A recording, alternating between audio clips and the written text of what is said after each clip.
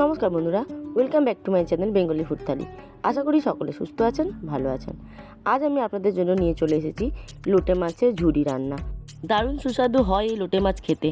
যারা খেয়েছেন তারা তো অতি অবশ্যই জানেন, আর যারা খাননি তারা অবশ্যই একবার এইভাবে করে দেখবেন, খুব ভালো লাগবে। অনেকেই জানেন, তবু আমি কীভাবে করছি তা আমি আপনাদের সাথে শেয়ার করছি।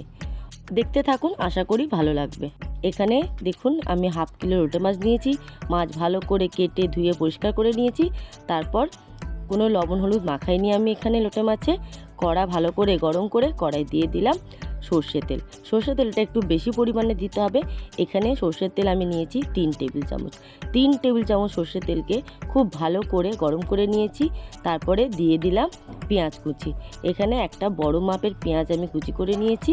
পেঁয়াজ কুচি দিয়ে দিলাম। পেঁয়াজ কুচি একটু লালচে করে ভাজা হয়ে এলে দিয়ে দেব একটা টমেটো কুচি। এখানে আমি একটা বড় মাপের টমেটো কুচি দিচ্ছি। আপনাদের কাছে ছোট থাকলে আপনারা 2টো টমেটো কুচি দিতে পারেন। আর দিয়ে দিলাম 4-5টা লঙ্কা। ভাজা হয়ে গেছে, মশলার যে একটা গন্ধ থাকে সেটাও কিন্তু চলে গেছে।